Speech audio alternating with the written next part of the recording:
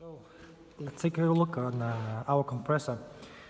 This is 3.5 horsepower compressor with what about 50-liter tank on it. But it's okay with the paint job, but you need it actually bigger. It's better. So the problem is with these compressors is that it's actually, when it's getting hot, it's giving you a hot air with a moisture, with a water inside. What is it you do? First of all, you tap, there's a screw under the compressor here. Turn on the compressor, turn the valve in the one direction and squeeze the water out. So the next step is when it's getting hot, when you're painting it, it gives you a lot of water and you don't want to get that water into your paint. So this is what I did, is I bought several of these water valve. I don't know how you call that exactly in English, but what it does, it separates water from your air. As you can see, I have actually 3 of them, and it still gives me the moisture in the air, as I notice in my primer coat, and that's a little bit annoying. As more you have them, as actually better it is. So what I did, the next step is I actually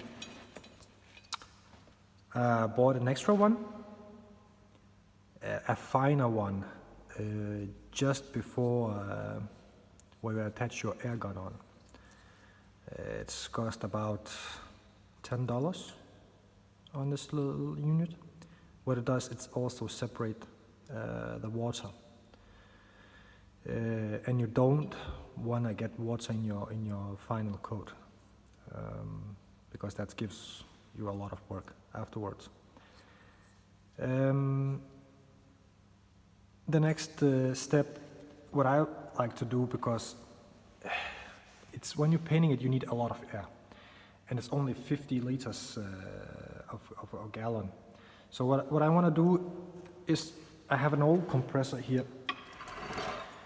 It doesn't work actually anymore. So what am I gonna do? It's attached this one to it, and it goes like that. Will be something like that. I'll attach to that, and the next pipe to my air guns from the other side. So actually I have 70 liters of air. That's supposed to be just enough to spray the surface at the time. So now you know about this compressors and a little bit water, how it works. These units actually doesn't cost a lot. It's about $20 a piece. So actually, the more you get them, the better it is, as I told you before. Yeah, so that's our compressor setup, and let's take a look on our air guns. So this is our air guns. There's one of the cheap kind and one of the expensive kind.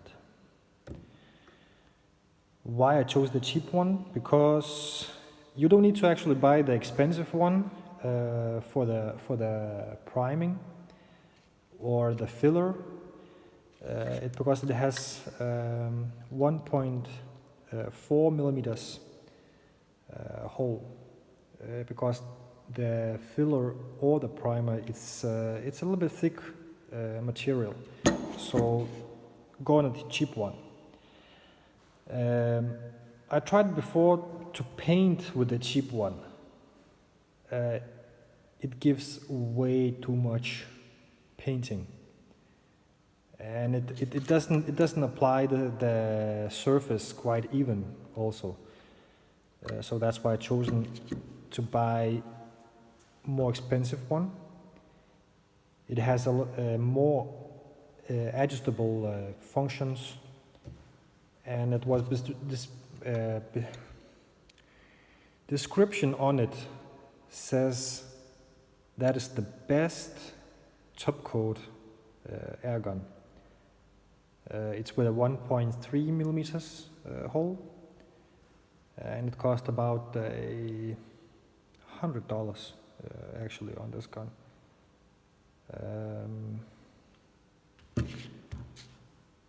So don't save money on a cheap spray gun, because it just gives you more trouble in the last end, and it costs you more, and then you have to sand it with a sandpaper grade 1200 and repaint maybe again. It's just not worth it. So go ahead and spend a good money on a spray gun.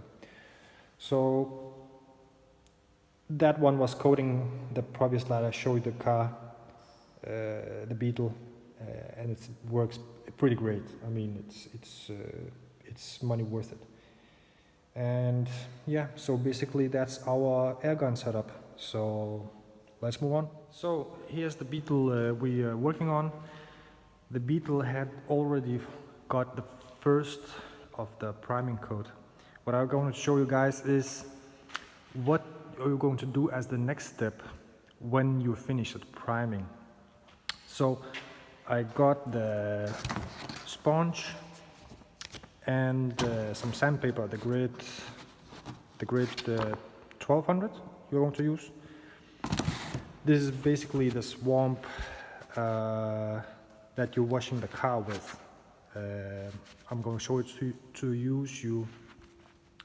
how to use the sponge with the grit. So I didn't film the process how I primed it, but I'm going to explain you a little bit about it. The first things to do is, of course, tape all that material you are not going to paint on. This car has been worked a lot on, used a lot of hours on. It got new air channels, new screens, new floors. Basically everything on this car is just new. So when you add the primer, it's a little bit thick primer. It's 2-component primer. I chose this gray color primer. It's basically look like a white, but it's light gray.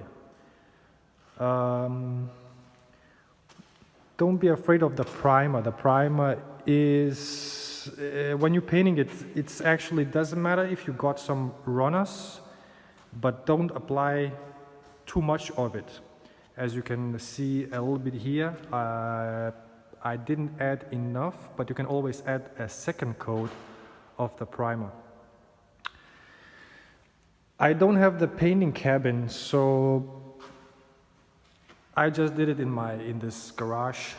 The problem is when you're painting it, it comes a small dust on the surface, and that surface you need to get rid of it, because you don't want to get that on your final coat. So what you basically do is, I'm just going to show you with the one hand. What you do is you add the grit, the sandpaper on your sponge, like that. I'm just going to use it with my hand. And what you're going to do is just basically slide the grit on the surface, nice and easy. And you can already see it's already beginning to be shiny. And yeah, you are definitely going after that smooth surface. You don't wanna sand it too much, because it's very important that it's protect your iron with anti-rust. So just a little bit barely on the surface and just take it all the way through and get ready for the top coat. What I'm going to use on the next video is how that top coat is only one and final top coat, no clear coat needed. This is the first time I'm using these products, 2 component products, and it works on any of car.